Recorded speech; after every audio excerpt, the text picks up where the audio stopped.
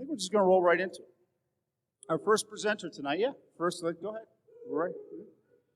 Our first presenter tonight is somebody you may have heard of, Dash Young Saber. And if you don't know about Dash, I'll tell you a little bit about him, things that you may not know. Dash was the AP Calc, played the AP Calc role in the Acorn skit last year. So he's a bit of a thespian. Dash also, fun fact, he's a Dodgers fan and somehow still got invited back.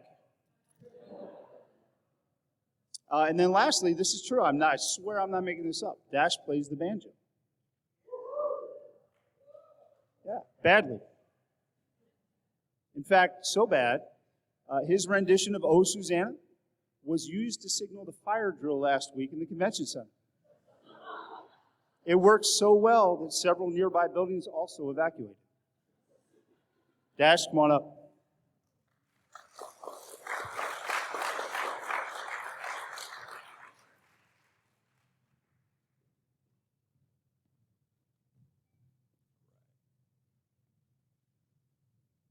Hello, statisticians. My name is Dash Young Saver. I'm an AP Stats teacher in San Antonio, Texas. I'm also the creator of Skew Script. And today I'm going to take you through one activity and talk about a series of activities we're doing on the site. This is our Intro to Sampling Distributions lesson on gerrymandering. This is an applet we created along with Max Semblis and Chris Olson. I'm going to start with the great state of Oregon. So this is Oregon. It has 6 House districts, 5 lean Democrat, 1 leans Republican. The question is this a natural map of Oregon, or is this a gerrymander map of Oregon? Keep in mind, Oregon has a Democrat-controlled legislature. So one new method for testing gerrymandering is you take a computer, you have it randomly redraw the district boundaries, and then you use prior voter data to see what the partisan lean would be in that unbiased computer-drawn map. So I'm going to go ahead and do that once.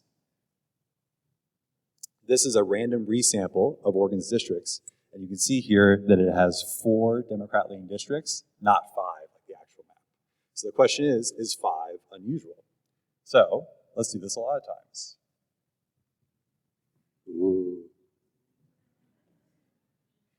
So in these 100 random resamples of the state of Oregon, we see that only 3 times did it have as many as 5 Democrat-leaning districts. Most often it only had 3 or 4.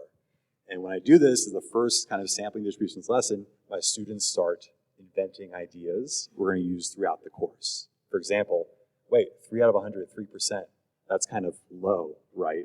What would be my cutoff for rejecting this map?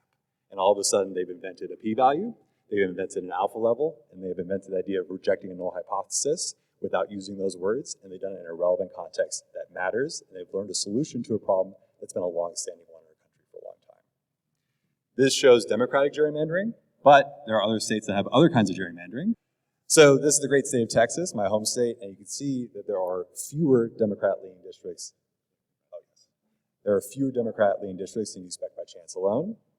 And here's the great state of Virginia. Virginia had its Supreme Court draw its boundaries, and because of that, it wasn't the legislator. You see that the actual map, that red line, is pretty much in the middle of what you get from simulated sampling. So this is our Intro to Sampling Distributions lesson on the website, and it falls into the category lessons we call the Inference Trifecta. These are lessons that involve relevant context that get students engaged, experience-based activities that get to develop their intuition, and then simulations to take that intuition to scale. And a special shout out to Stats Medic, Beth Chance, Alan Rossman, Doug Tyson, and so many others who helped inspire this framework for creating lessons for us. If you go on our website, you'll find Inference Trifecta lessons in all sorts of contexts. For example, in the NBA COVID year bubble, was there a home court advantage? Or do our veterans get the health care that they deserve? How do political polls work? And these lessons all involve using inference, simulation, and building up to the kinds of formulas you need to do hypothesis tests for means and proportions. Now, if your students do these lessons, and I did them for the first time this year, I guarantee you they're going to understand not just the what, but the why behind all this. And they're going to be more prepared to do something like this. I'm on question 6 this year. I've seen a lot of students unprepared. Mine felt pretty good about it. And I think most importantly, students are going to be most prepared to be critically thinking, non-partisanly thinking, critically evaluating citizens in our society. So that's the Inference Trifecta. If you want to access these lessons, they're all completely free to use. You can go to this link right here, and the slides will be posted later if you want to get that link later. And if you'd like to contact me, here's all my info. Thank you all so much. I appreciate it.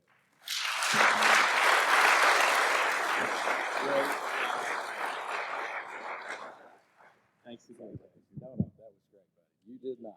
Thanks, Dash, very much. And now I get to introduce our next presenter. We move right along here. Our next presenter is Leigh Nataro. I checked my own agenda. Yes, it's Leigh Nataro. And fun facts about Leigh. This is true. I'm not making this up. Leigh has had several close brushes with the law. She apparently owned, am I getting this right, an African pygmy hedgehog, which are illegal in the state of Pennsylvania where she lived.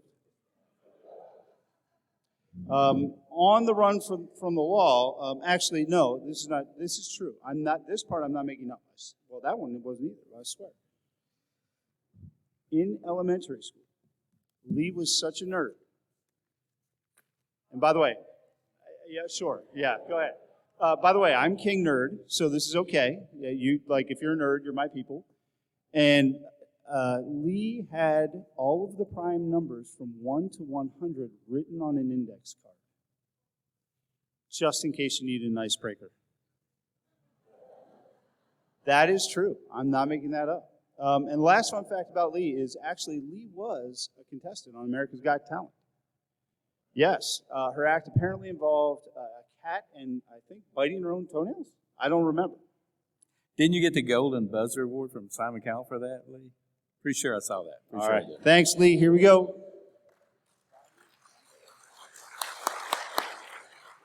All right.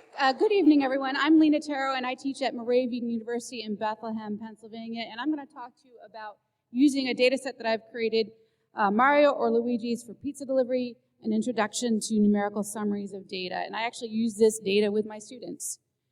So why would you want to actually introduce a topic? Why not just delve into it and just get going because you don't want to waste time? Well, first of all, it's important to hear what statistics your students already know. Since I teach at the college level, well, sometimes they think they know statistics. So it's also good to figure out what they think they know that they really don't know. And it's also good to see early on how your students interact with each other, right? Get the class dynamics down. And you also want to get an early sense of how good are students at justifying their choices. And I like this particular scenario because you can go back and refer to it later in the semester, so it can be anchoring. And my favorite reason for doing this activity is it's like a pretest, but there's no grading, something I think all of us will appreciate after this week. So when we look at this data set, I actually use what's known as a stand and talk. And if you download the slides, there's a hyperlink here to a blog that I wrote on StatsMedic about this strategy. And what you do is you first present the prompt, and I'll be presenting the prompt to you in about 20 seconds. You give 30 to 60 seconds of individual think time. Today, you will only have 10. You will tell students to stand up and find a partner in the room to talk to about the prompt. You will be doing that, so get ready. Normally, I give them 2 or 3 minutes to talk about this prompt. You will have 45 seconds, maybe a minute. We'll see how my timing is going. And you debrief standing up. Ready for the data set? All right, here we go. Who should deliver your pizza? You have 15 seconds to think about it. All right, so you are going to have 45 seconds to talk to someone about who you would go with for your pizza delivery and why. They cannot be seated immediately beside you. All right, go ahead, stand up and talk. You got 45 seconds.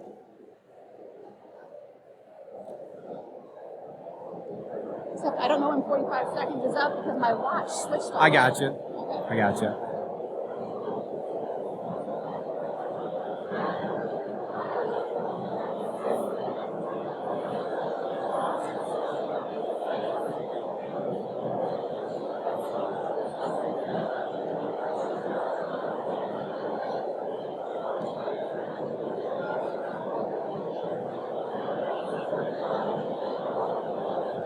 15 seconds. 15 seconds. Yeah.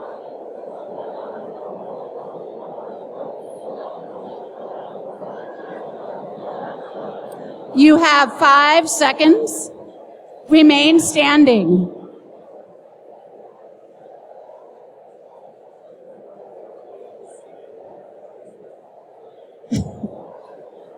That is All right. Lee. So I can get this finished in the 5 minutes that I was allotted.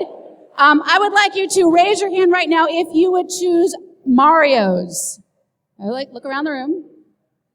All right, I don't know, maybe a third. Luigi's. All right. So what is the reason you would choose Mario's? And somebody can just shout out an answer. Mario's was green. Okay. On this side, why would you choose Mario's? Chance to get it quicker, yeah. Maybe those outlier times, and they will use the words outliers, were just unusual, right? Why might you choose Luigi's? Consistency, yes. The students know that word consistency, even though they don't know statistical words to use that. All right, you may return to your seats.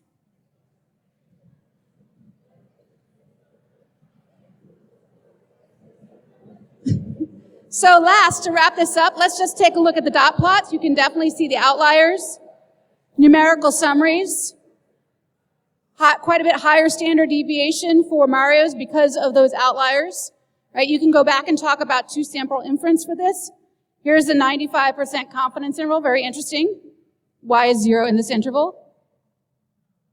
Well, what if we remove the outliers? And now 0 is not in the interval. So the impact of the outliers on a confidence interval with a small data set. So that is Mario or Luigi's for pizza delivery. Angry. You not like Hulk angry. They took up some of my time, you know. Great. Thank you very much.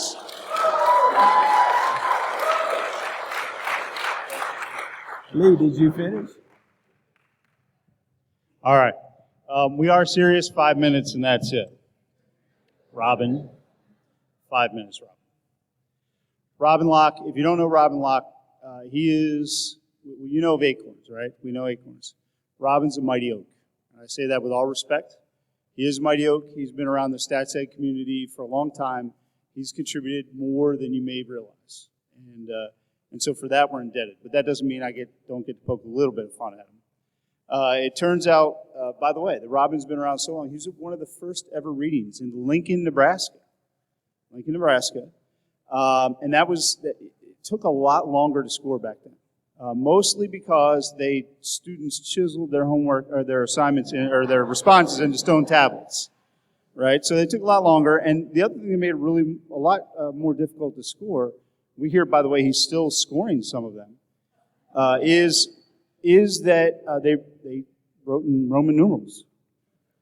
And so back then, most of the responses were scored I. 3. Which Yeah. question were you working on, by the way? Was that number IV or VI? I forget. It was, I think it was question VI, the investigative test. Oh, yeah, that Yeah. makes sense. That makes Yeah. sense. So the other thing you should know about Robin, he was at Daytona. The reading was in Daytona, if you don't know that. And I love KC, but Daytona?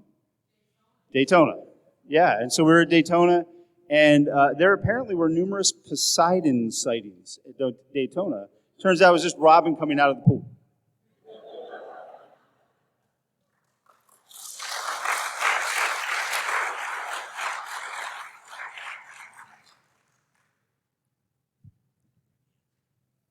Thanks, Doug, and thanks especially to Darren and Doug and Bridget for organizing this whole thing. It takes a lot of work to put this thing together, so we really appreciate what you guys are doing. So I want to talk quickly about the SCORE network. It's an NSF-funded project, and it just got released, kind of the first sort of things out just last week at USCOTS. And so there's the acronym what SCORE is, and it's really a network. So here's a picture of the current network. And it's a combination of academic partners, those are teachers at various schools, and industry partners who are working in various sports, either people working for sports teams or sports media people, things like that. And the idea is to create modules for instructors to use with sports-based questions as the motivation and data, and then real sports applications as the whole thing. So the question you wonder is, what's a module? Can you give me an example? What are the kinds of modules that are available? Where can I find them, and how can you be part of the network? So I've got now probably 3.5 minutes to tell you that. So a module is basically, it's going to consist of, you got a motivating sports question. You've got some data to go along with that, with good documentation.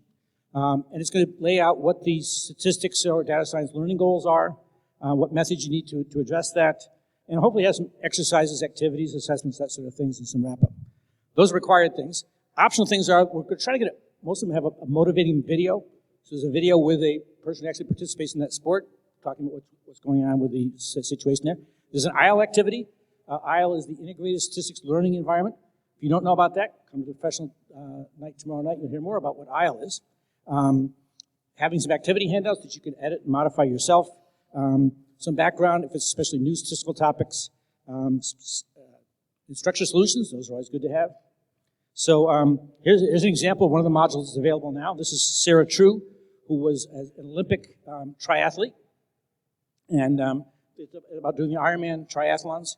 And so Sarah has this nice video explaining what a triathlon is, kind of what strategies are involved, that sort of thing. And there's a data set which has got all the finishes in the Lake Placid triathlon for quite a period of time. And she actually won it the last year it was there. And so it was kind of fun having her do the video. So that would be sort of the intro. And then here's kind of, you see those elements. This is all actually right off the web page, but I didn't trust the web working here, so these are just screenshots. So if I click on data description, there's the description of the data set, a link to get the data set for all the participants. So we got lots of good data there and good explanation where it's coming from. There's the learning goals. This is really looking at scatter plots, correlations, what's the relationship between the run time and the bike time and that sort of stuff. So those are the statistical topics being covered. Materials, you can see a link to the data set, and then there's an activity handout. So this is too small for you to read. This is the activity handout. Something you could use and modify in class. It's got a link to the YouTube video, and then some questions for students about finding the correlations, guessing them, making scatter plots, that sort of thing. So that's a typical Word document that you could then modify that as needed for your class. Here's some other modules which are either out there now or in development. You can kind of take a minute to look through some of the topics there. We're pretty generous on what sports are, so League of Legends, that's one thing students are considering a sport now. We do have an esports team. And so if you don't know what buffing and nerfing is, you can find out what buffing and nerfing is in League of Legends. My students know what that is. I didn't know what buffing and nerfing was. So there's a bunch of other ones. Those are ones that are either there or under development. Here's where you can find them. So it's scorenetwork.org, where there's hopefully a QR code that works there. The one I originally had expired 2 days ago. And so this is a new one, so hopefully this one works. So that's where the network is. Here's what the web page would look like. A couple things I mentioned in the roster. These are kind of the people working there. I picking on this because Rebecca Nugent, who's our professional tomorrow night, and she's a great speaker. You should all be here for that. But she's the PI for this, so you may hear more about this tomorrow night. There's a nice data repository there already, sorted by either sport or statistical topic. You can submit your own data sets. The other thing I'll get to is, how can you be part of the network? Obviously, use the modules. Submit an idea. We have a system set up where you can submit, here's a data set, a sports topic. I'd like to develop a module, and you'll be assigned a coach to help you develop that module. Okay? You can contribute. There's a place to submit data to the data set repository there. So your students have a good data set. You can get them to submit that. We're going to have reviewing these modules. So there's an opportunity for teachers to do the reviews. You guys will all be great people to do those reviews, as well as students. There's a student review thing. So if you've got things like a sports club, sports analytics club, something like that, you can have the students do the modules and do the reviews on there. And best, you can submit your own modules and get it peer reviewed. So it's a way for you to. And there's tons of great examples in this room here. So I'm hoping we can just get this place started flooding with modules that we can all start sharing. And that should be my 5 minutes.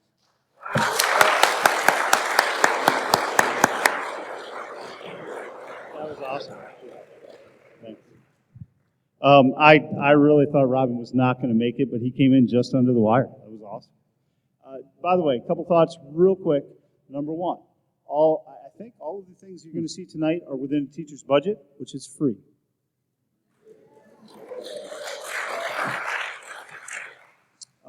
And number two, just completely.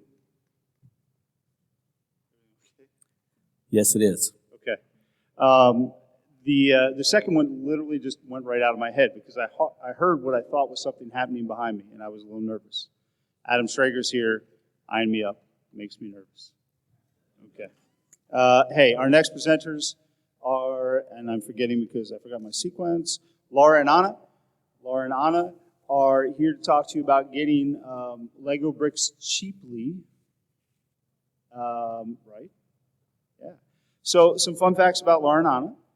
They are sometimes described as thrifty. In fact, I have heard Laura described as frugal, but she's not buying that. You're welcome.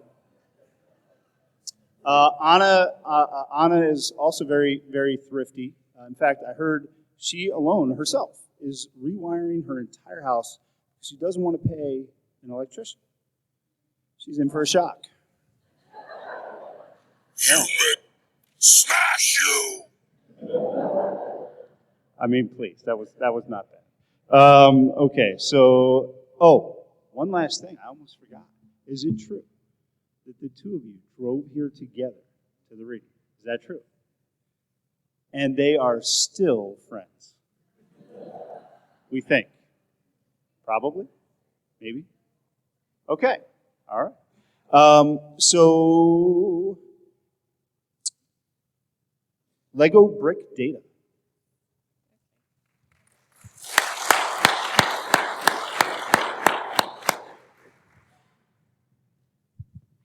Can't hold all the things.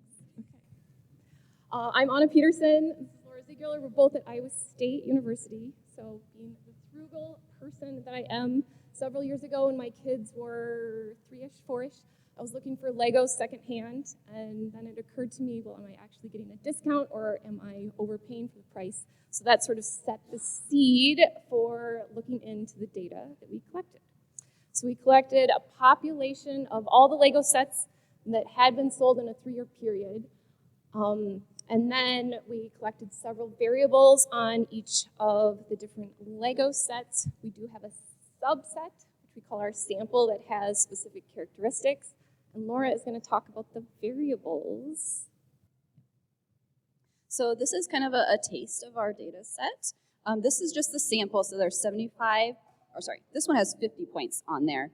For those of you that do not know, Lego has what's called a theme, and a theme is a group of sets that have a common theme. So on this graph, we have Lego City sets are like the trains, planes, automobiles. And then Friends are the pink and purplish type of sets. So here we have explanatory number of pieces to predict the Amazon price per set. And so if you're introducing regression, you could maybe remove the theme so that you just have one simple linear regression. And then once you get beyond that intro, then you can talk about how do the different sets compare. And then you could take it a step further and do something like this. Now this is 75 points. The red are both the City and Friends combined versus the blue is the Lego Duplo, which is the larger piece sets that really young children have, the big blocky sets. We have a lot of variables. This is a few of our quantitative variables. There are other Lego data sets out there, but we have some unique ones in our data set. So for example, there's a website that publishes all of the instruction manuals for Lego sets, and Anna was able to scrape out the number of pages per set. So we can use that to predict the price. Or we have a rating from brickset.com that rates each of the different sets. There, as we said, a population of data. So this is just a sample, but there's also variables for the minifigures, and there's people packs, which are just a bunch of people in the sets. And so you could plop one in there and see how it's an outlier and how that affects the analysis. So something to add in there that's a little different. Okay, just like 2 minutes. We have the activity, we have the data, we have a Shiny app that's available, so if you want access to any of the material, you could read on the paper. I did want to go through the idea of the activity. I think it would be a really great option for incorporating it at the end of the AP curriculum after students have taken the exam. So they already have this idea on simple linear regression, and then you can get them a flavor of sort of expanding upon that into the multiple regression area. So just to give you sort of a flavor here, the way we like to introduce this in our class is we start by students, fitting the two lines separately, and then we give them the prompt. All right, let's assume, although it's not exact, but let's assume that those two slopes are identical. So we have them at 0.13 and 0.125. So we tell them, assume those two slopes are identical. How can we then create an encompassing one equation to sort of merge in the theme of this set as sort of that added layer? So instead of where historically multiple regression is sort of incorporated with a numerical variable as the second variable incorporated in, they can actually visualize the transition to multiple regression and have them actually code that variable to create a single model. I think we are a good amount of time. Thank you. Last slide. Oh.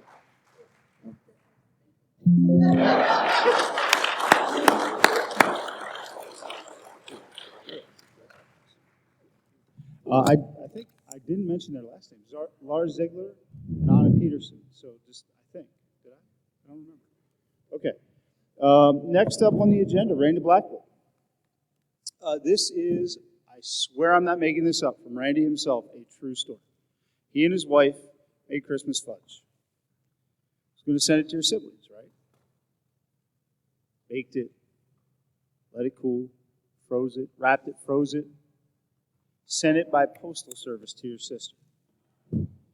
Wasn't she shocked when the USPS alerted her of a suspicious package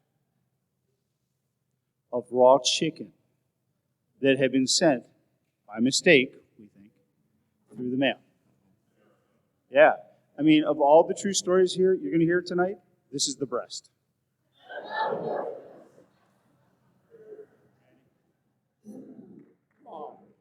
All right. So you should be glad I have spent so much time putting this together. I failed to mail chicken to the cafeteria here, so you didn't have to deal with that. Anyhow, my clicker. There it is. As of about 3 weeks ago, I retired as a high school teacher, and so I figured I had two things I could do with all my stuff.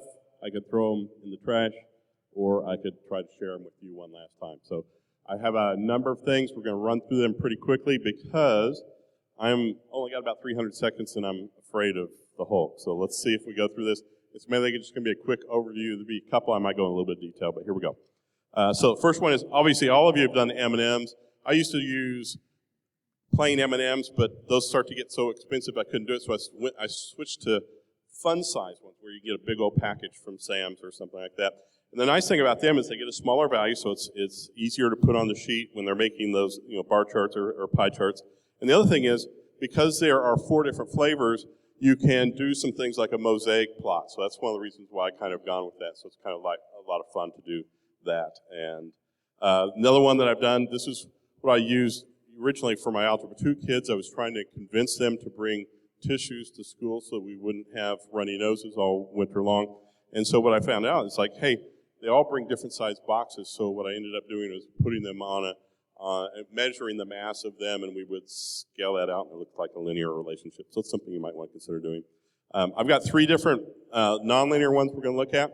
The first one here is monster drinks, and I put together kind of a stats-matic type lesson. I took some of the stuff that Luke has and converted it into some monster drink. This is with respect to nonlinear thing. Turns out if you go back and look at the stocks over the last 20 years, the number one stock performance has been Monster. Not Apple, not Amazon, it's Monster. And so this is the actual graph from that. And so there is a question that goes with there. How many, if your parents, because what I did is I set it back 18 years. I did this in 2020. So I looked at the price in 2002 and I said, how many Monster drinks should your parents have bought rather than buying those Monster drinks, invested in Monster stock? And it turned out for about every $10,000, they just should have bought about 6 cans of Monster type thing. So anyhow, it's kind of a fun little thing to look at. Their price had continued to go up. At that point in time, it was $78. The price is only $58 right now, but that's because they had a 2-to-1 split, so it's actually $116 or $117. So the stock is nuts. So anyhow, unfortunately, I did not buy $1,000. If I had, I would not be here. I'd be in the Bahamas, but that's a whole other story. Another one that you might want to look at is Moore's Law, which is with respect to Gordon Moore from Intel. He came up with this idea back in the 1960s that the number of transistors on the integrated circuits was going to double every 2 years. And this is actually a curve of the data from 1970 to 2016. It's a little hard to find that data anymore. I don't know if there's more out there or not, but that's the last time that I had updated the data. And if you look at it as far as doubling, that number is 1.41. That's for X being every year. If you make that's be every 2 years, that'd be 1.43 squared, which is really close to 2. So, yeah, we can move on. If you want to collect your own data, I have done Diet Coke and Mentos, so you can get a nice inverse curve here if what you use is the amount of Coke that's left in the bottle versus the number of Mentos that you put in. So something that you can do that kids can have fun if you got the time to do it. This is one that I have shared. I got this idea from Mary Harrison, who presented here on this stage 11 years ago. She did this thing with Valentine. I thought, that's really cool. The only problem is I'm not doing this kind of data set in February, okay? And so I finally, after years of thinking about what to do, I came up with this idea with the pumpkin. And what it is this is a linear thing, and if you look at the residual plot, you get something that looks like that. I put together some data for that. I've shared it with Luke. Luke has done it on Statsmatic. And in addition to that, I don't know if O'Malley is out here somewhere. She has put together a Desmos version of this too. So anyhow, there are several different versions of this, which are kind of a nice little review in that fall time frame, which a lot of us are using to do that stuff. So it's something you might want to look at. I better keep moving. This is nothing new here. There's fairy tale with all these G's, and you're supposed to look at sampling versus census type thing. The only reason why I put this up here is because this pamphlet is something that I found buried in some stuff from a company I used to work for, Western Electric / AT&T or whatever, and I found this and somehow absconded it and ran off with it. And the cool thing is they do have an extra graph here which basically shows the number of G's that people found on there, and obviously they're not finding a full census. So the idea here is this is the statistical quality stuff. And anyhow, I better stop talking because I'm running out of time. So let's keep moving on. But I'm going to have that on a website where you can look at for this. You make Hulk angry. You not like Hulk angry. Well, I'm going to keep going a little bit. So, because you don't, I left the good ones at the end, so I apologize. So anyhow, we'll skip that one. We have this one here, which is, with respect to the Trekkies, there's this idea of red shirts, he's dead Jim, type thing.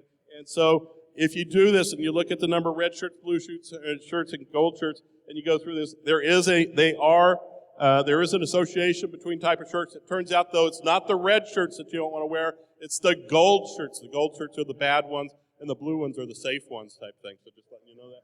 One last little thing, I do need a little help from the Hulk, okay? Because the last one is, I did pool noodles several years ago. I have come up with a set of Olympic events, and I do have a couple of ones. If you have a FIRST robotics team, you probably have a bunch of these toys around in your building that you could potentially use. And one of the things that we do is a shot put. Okay, there's a shot put. And the other one that we sometimes do is a discus. So I have a square discus and a triangular discus. And so that's, I better stop because I already got Hulk. And this is the room I'm leaving behind. It's the best classroom in the world. And I'm just telling you that for a fact. There is a little thing there. And this set of folders is not completely there yet, but I'm working on it throughout the summer since I don't have anything else to do now that I'm retired. We'll see what happens. All right.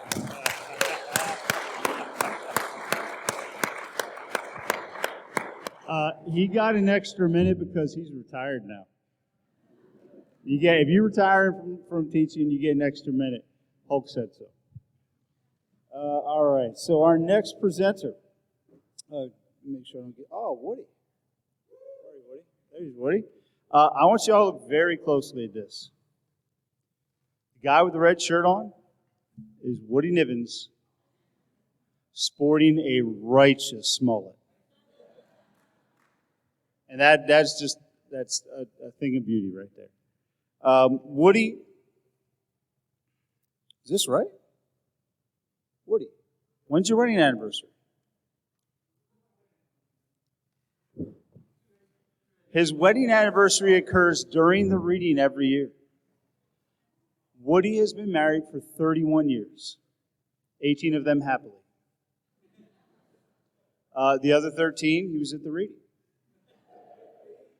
Yeah. And so that's matting up. In fact, this is a true story. If I'm lying, I'm dying. In 2020, during the pandemic, Woody was actually home for his anniversary. And his wife panicked and asked Woody for Matt's phone number so she could ask him what to get Woody for their anniversary. True. And by the way, in case you're wondering, a baseball game and a beer, am I right? Is that my information right? So there you go. If you need to get something nice for Woody, a baseball game and a beer, probably do.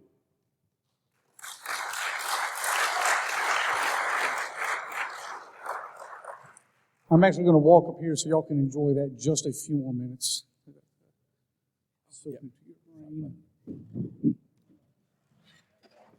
That picture's free, by the way. There's no extra charge for showing you that.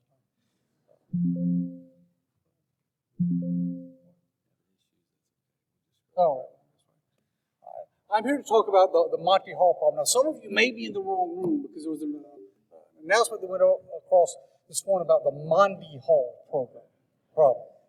And so I apologize on behalf of somebody for that. If you don't know, Monty is Monty's lesser-known brother. But his problem is not one that we should really be discussing in a public forum like this. So we're going to go to the Monty Hall problem. This is something that I use to introduce the concept of probability in both my AP and my own level stats classes. The idea I want to give, I give the students this definition at the end of class. What I want them to get at is the idea that probability is the proportion of times an outcome will occur over a large number of trials. So this is just to give a kind of big umbrella thing about what's going on. Okay? So, if you don't know the Monty Hall problem, basically what it is, there's 3 doors on the stage. Contestant picks a door, 1, 2, 3. The host, Monty Hall, opens a different door that shows what they would call a zone, which is like a goat or a bag of dog food or something like that. And at that point, you have 2 doors remaining, one of which you've picked, and Monty says, do you want to stay with your door, or do you want to switch to the other door for the chance of winning the car or the prize or whatever? I had wanted to play this and give out $10,000 to somebody tonight, but I must have filed the paperwork with ETS too late for them to fund that, so I apologize for that. There's this video that I show my class at the beginning, and it kind of explains through the entire process of what the Monty Hall problem looks like. And then I say, okay, if we do this, at this point, one of 3 things must be true. Either keeping your original door selection gives you the best chance to win, or changing to the other door gives you the best chance to win, or your chance to win is the same regardless of which you choose. And then I have them think about this for about 60 seconds, decide where you want to be. If you think keeping your best, the door is your best chance, they stand in this corner. If you think switching doors is your best chance, you go over there. If you think it doesn't matter, you go over here. And then we go around the room and you get one person from each group to try and defend their position. Occasionally you will have a student that has seen this before, and I just tell them not to ruin it for everybody. But you get some interesting conversations. And so then what we want to do is we want to kind of simulate the Monty Hall problem. So there's this applet, hopefully. Okay. All right. And so I'll go around the room, the kids get back in their desks, and I'll say, all right, somebody pick. All right, so this app, I'll go around the room, I'll call on a student, they'll pick a door. We'll pick door number 1. Door number 2 opens up. In this game, the zonk is a pig, or as we call it in South Carolina, pre-bacon. But that's what that is right there. And then I ask the student, do you want to stay with your door or pick the other door? And I want to stay with my door. So you click on the door, and oh, sorry, there's another pig, and the money's over here. All right? And then you can say, let's do it again, and they'll pick and switch and whatever. Right? So you can see here that it will give us at the end of the time how many games we've stayed, how many games we've stayed and won, and what that empirical probability was, and same thing for how many times that we've switched. And so you do that once per student, you got 25 kids, whatever it is in the room. So now where am I at? Where's my PowerPoint? Here.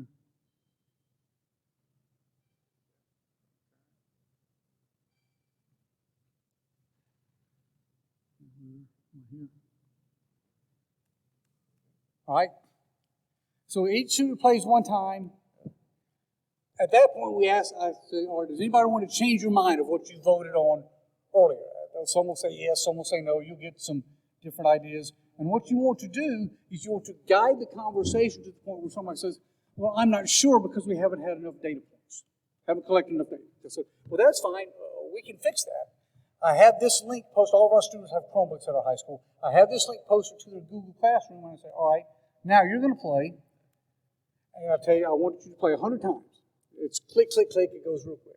50 times where you keep the same door. 50 times where you switch. And when they get done, I go and say, let me see your probabilities. And I'll write on the board. We've got stick and switch. The percent of times we won when we kept the same door. The percent of times we win when we change doors. And things start coming into focus. So in about 10 minutes, you've gone from 25 data points to 2,500 data points. So this helps gets us at our idea of the law of large numbers, right? And then we get through, and if you go through it, and then at this point you watch the end of this video, it gives, well, you have the discussion about, now do you want to change your mind? Now you see it's much more convincing with that many data points. The last couple of minutes of this video that's embedded here goes through the whole mathematical explanations of why things work the way they work. And if you don't know how the Monty problem works, well, you're going to have to watch the video or come find me because I don't have time to go into all of it. Right? So, Monty, so that works as a great intro for probability.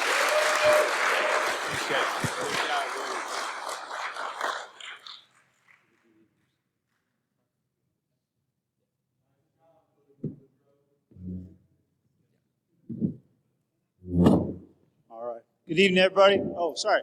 Good evening, colleagues. I just do it because it makes me feel good. Thank you. Our next two, we are getting near the end here. Our next two presenters are Ben Bishop and Candice Sagliano. They are both fitness buffs. And it turns out that Candice is going to take her love of fitness in a new direction. After a lot of practice here, you're heading on the semi-pro power walking circuit in KC. Is this right? The catch is nobody really recognizes Candice here because she's always first in line. You can only recognize her from behind. Ben, I hear you were in a push-up competition, is that right, with James Bush? And you lost? Darren, these were supposed to be funny, not sad. Yeah. Come on up, Ben and Candice.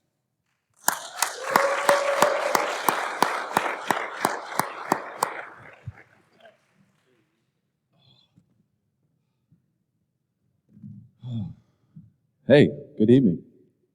Good evening. Hey, I'm Ben Bishop. This is my colleague, Candice Sagliano. Today is actually my wedding anniversary, so this might be my first and last grading. We'll see how it goes. I haven't made it all the way through yet. So we're going to talk to you a little bit about growing your stats program, if that may be something you're interested in at the high school level. How many people here are you the only stats teacher at your school? How many people have like two stats teachers at your school? How many people have three? There we go. Yes, okay, excellent. So at our school, we also have three stats teachers. Next year, we have 9 sections worth. We figured maybe some of the techniques you guys might be interested in, how we got to there. Right? Click, not click, not click. I got you. Is that okay? All right, so we are pseudo acorns. And not necessarily near retirement, but edging there. But we were supposed to grade in 2020, and it didn't happen. So we want to tell you a little bit about our high school. So we're from Chicago suburbs, and we're at a pretty large high school. And we have about 2,600 students separated at 2 campuses. We have 21 full-time math teachers. So, next slide, please. Yeah.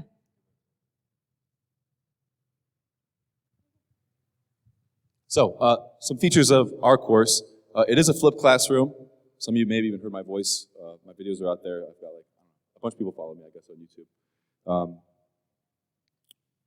I know some of you guys also flip your classroom as well. We also encourage dual enrollment. So we have a lot of kids taking calc and stats at the same time. So that's a big part of the culture at our school. And we do have a minimum to get an AP stats. You have to have a B in our regular Algebra 2 class. One link I'd like to share with you guys is probably the biggest thing that gets our enrollment up is our colleagues, our math teachers. I don't know if you know this, but the counselors usually, maybe at your school they are, but at my school they're not very good at communicating AP stats, what that is, and why maybe you should take it, right? And actually what it is at all, right? So one thing I do is like sort of, well, we have relationships with all our colleagues, right, our math teachers, and I have them help communicate and share that message to students, right? So every year I write an email to them, like, first of all, thanking them and saying, like, this is why we have so many stats classes. You guys are awesome. But if you'd like to take a look at the message that I share to my colleagues, click the link in the email. And also we have our students promote the course because every year we make a little promo video, right? So even for my colleagues that aren't that comfortable talking about it, they can at least show our promo video and give our flyer, and then they can, most of them do talk about stats a little bit, but that's probably the biggest part. The other thing is, do you want to talk about trips? So we also take optional field trips. Some of the most recent ones that we've taken, in 2018 we went to England. We do stats problems every day on spring break with our students. We were supposed to go to Greece in 2020, but that didn't happen. We were also supposed to come to Kansas City in 2020. That also didn't happen. But then we went to Iceland in 2022. And then next year we're redoing the Greece trip and eventually going to Japan. So that's our spring break adventures, but we label it as a frappy a day keeps the ones and twos away. So that's what we do over spring break. We can go one more slide. So here's a bunch of data for you data people. We built up our program.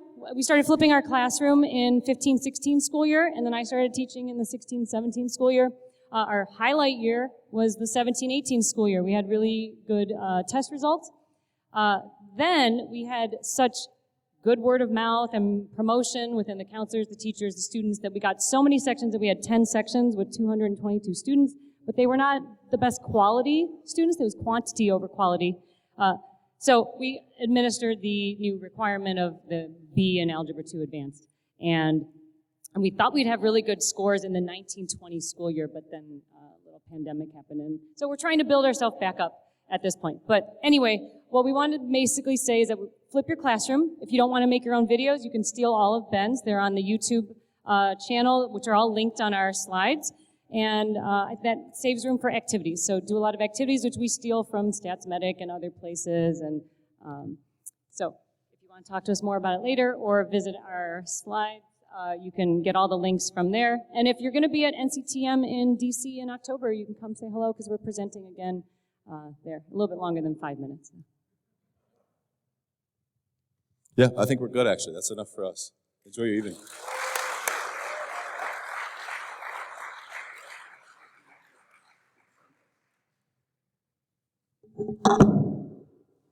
Sorry, everybody. Real quick, 5 minutes. Why 5 minutes? 5 minutes so you get a taste of what's going on. This is not supposed to be comprehensive. Follow up with the presenters. Go check their stuff out online. That's the point of the 5 minutes, because you're all probably a little bit tired. Our last two presenters are people known very well to me, so I get to rib them just a little bit more than the rest, and it's okay. Bob.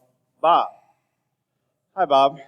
Bob Lochel rose to prominence at bargain hunting at Kmart in high school, and continues to this day. Have you seen what he wears to the reading? Come on up, Bob. Bob's come on up. Oh, I'm sorry, Doug. I forgot. Q laughed.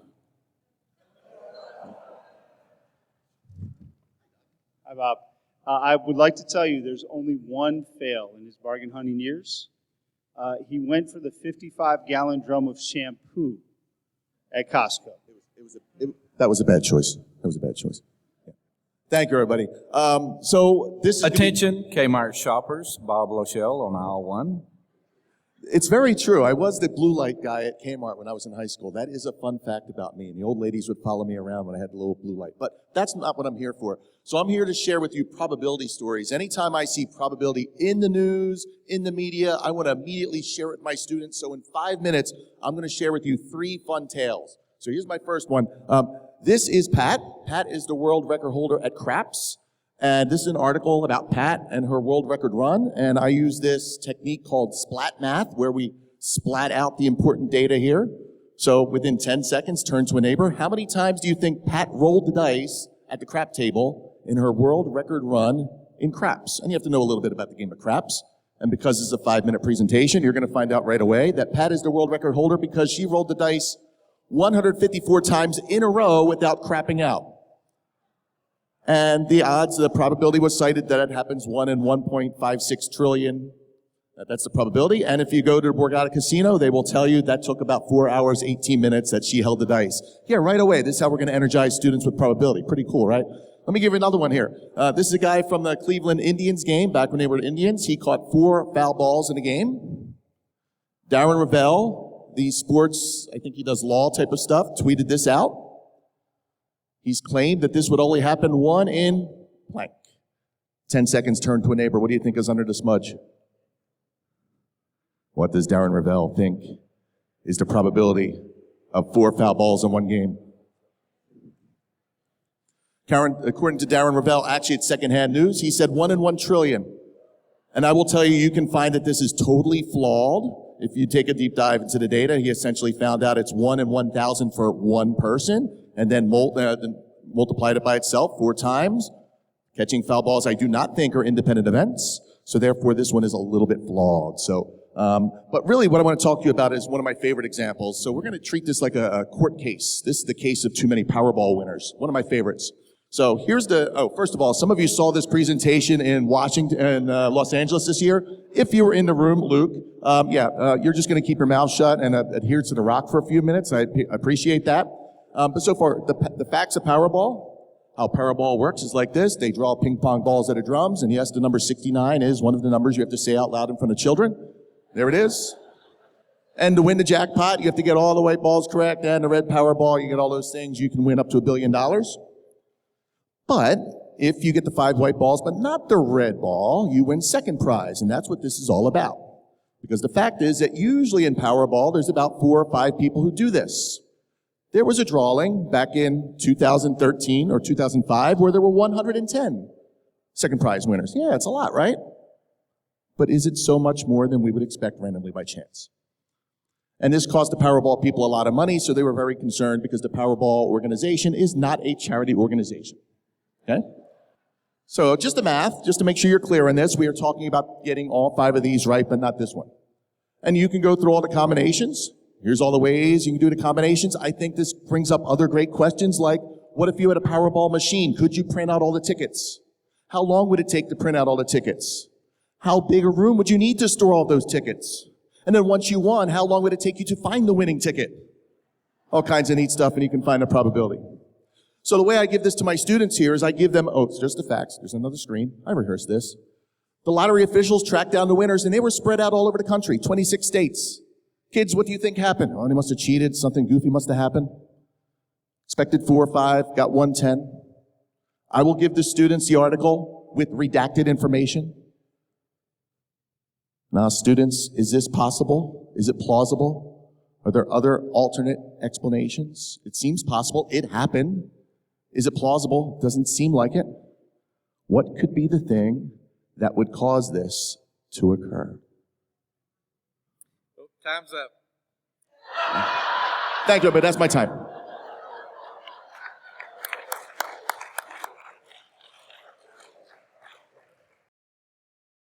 You all want to know? Oh, okay.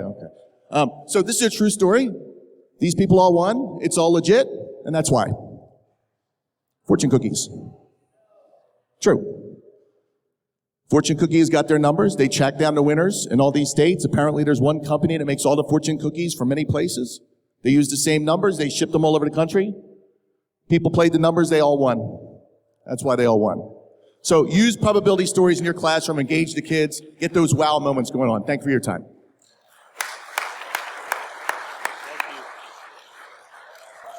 Wow. All right. Before our last presenter, just a little reminder. If you feel inadequate, that's okay. I do every year. There are a lot of creative ideas up here. You don't really need to be as creative. You just need to steal. All right? That's all you need to do. There are some amazing true facts about our final presenter for this evening. Adam Shrager, first of all, this is true. He wrote a book about Star Trek. This is true. I'm not making this up. If I'm lying, I'm dying. There was a single Amazon review of this book, and it said, quote, "Best doorstop I ever bought. Love, Mom." Yeah, it's true. Okay, the review may not have been true. He did write a book about Star Trek. He also went viral. Adam went viral in a video early in the pandemic. If you don't know this, it's still not made. He went so viral that he was interviewed on no other show than Good Morning America. And shortly thereafter, they decided he had a face for radio. All the rest of the interviews were done on radio stations. Yeah, had a face made for radio. But it is true. I'm not making that up. Go look it up. It is pretty amazing. You might even get a little misty and get a little teary. And then I think I have one more fact here. Darren, I think this is your fact, isn't it? This is our fact. Adam and I went to the New York City Comic-Con a few years back. I was Professor Hulk, and he was Fat Thor. Or, as Darren calls it, Thor. Adam?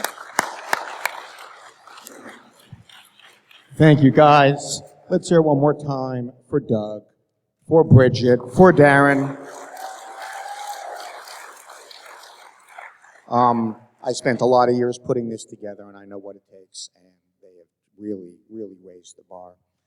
My name is Adam Shrager. I've taught AP Statistics at Hopewell Valley Central High School in Pennington, New Jersey for 19 years. I'm also on the faculty, or the adjunct faculty of the College of New Jersey. I've also taught for 25 years at Princeton. Princeton doesn't have adjunct faculty, so I am either a visiting associate professor or a senior lecturer, because, of course, they don't have adjuncts. But if you're anything like me, you get a little charge, you get a little bit excited when you see a new AP question.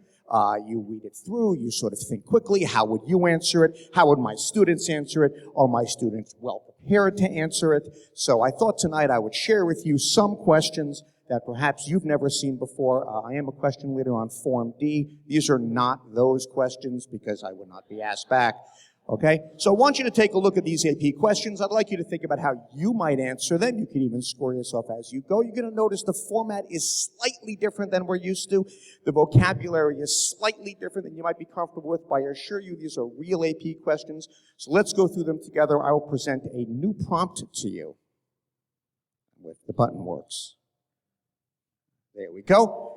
Dr. Germanata hypothesized that the more witnesses there are to a crime, the less likely any one witness will help. Let me say that again. The more witnesses there are to a crime, the less likely any one witness will help. She collected data on the number of people who helped someone in distress and the number of people walking by at that particular time. Dr. Germanata found the following statistically significant results. And we can all see the scatter plot in front of us. Let's take a look at the questions. Of course, we start with part A. So you see these are bullets instead of letters, but it's the same. It's an AP question. Explain how the data presented in the graph above support or do not support Dr. Germanata's hypothesis. Anybody? Yell it out.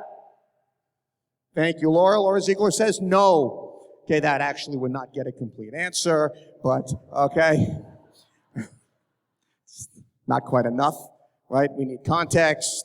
We need a justification.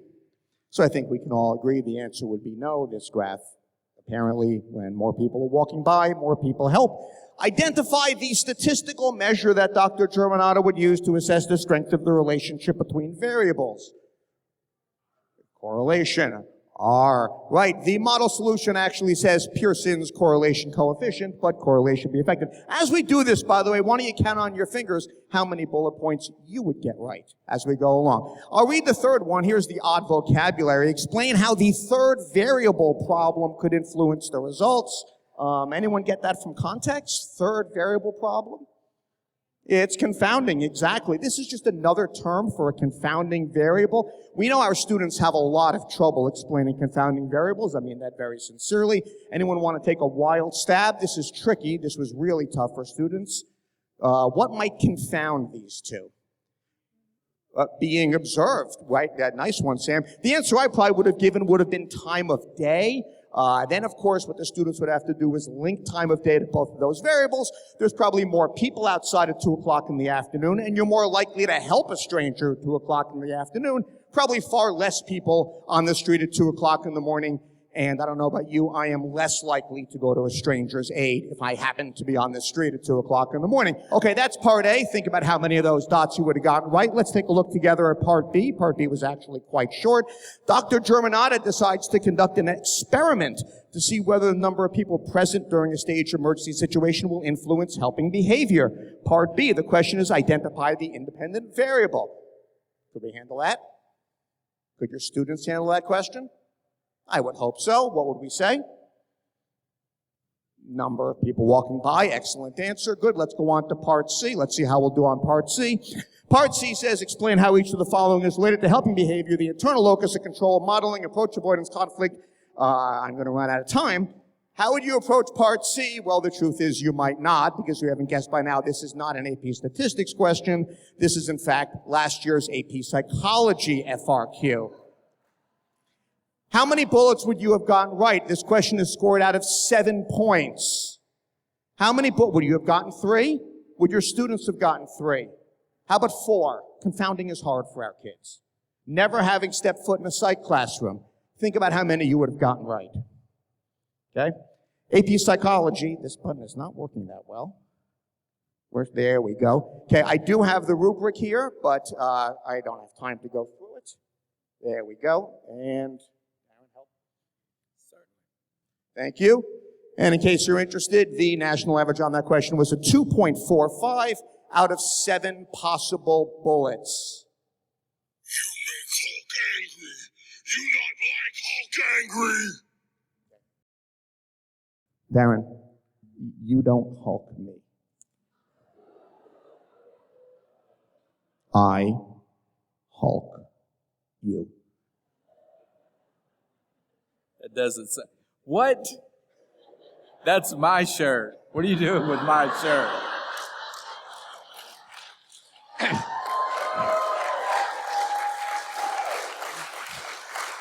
How did you get? The AP Psych, I need 2 minutes. The AP Psychology exam has 2 FRQs. One of them is always grounded in data analysis. The multiple choice distribution, 8 to 12% is on data analysis. Another 12 to 16% on scientific investigation. It's mostly about sampling and experimental design. 25% of this exam is statistics and can be handled by our students. Okay? The exam that was given a few weeks ago, which is being scored right now, they're on day 6 of their reading, so I don't have the rubric for you, actually looked at the difference between 2 means, and among other things, the psychology students had to talk about what it means that the 2 standard deviations are different, how they would interpret that. Then they had to interpret in words a p-value for the difference in means. This is a great question.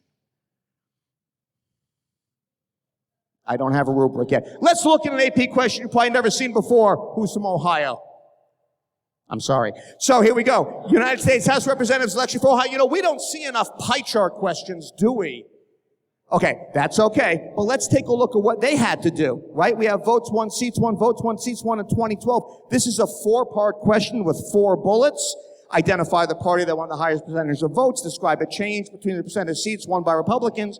Draw a conclusion. And then part D, explain why the information in the charge could pose a challenge to participatory democracy. 3 out of 4 questions. Any student that can describe data should be able to describe what's going on in these pie charts. Okay? Here is the rubric. It is a 4-part rubric with 4 points. It is from AP US Government and Politics. There are 4 FRQs. The second one is the quantitative analysis question from their CED. The AP US Government and Politics analyze quantitative data, identify a trend or pattern, draw a conclusion, and explain how it relates to political principle. Or put another way, if you take Gov, I'm having a lot of trouble with this button. If you take Gov, there it is. There are 5 skills, and of the 5, one of them is statistics. I've been hulked. I'm going to get hulked again, and we haven't even spoken about, there it is, biology. Right. So the one thing I'm going to tell you about biology that you may not be aware of, that you probably want to talk to your bio teacher about, is questions like this, where the student has to set up an experiment and then take some simulated data and run a chi-square test by writing the null hypothesis, creating a chi-square table, coming up with a chi-square statistic, and drawing a conclusion. As of the new Bio CED, which came out the same time ours did, AP Bio students can now use a graphing calculator. This is a game changer for them, and they are now coming to us to ask questions. So my question to you, very simply, is are we working enough in an interdisciplinary way, and how can we embrace that? I have an hour-long version of this. I tried to make it 5 minutes. Thank you to the three of you. Thank you to everybody. All right. One more time. Good evening, colleagues. Hey, if you're wondering, Darren had no idea that was coming. And so it was a setup. That's why we made it actually go a little bit longer than 5 minutes on purpose.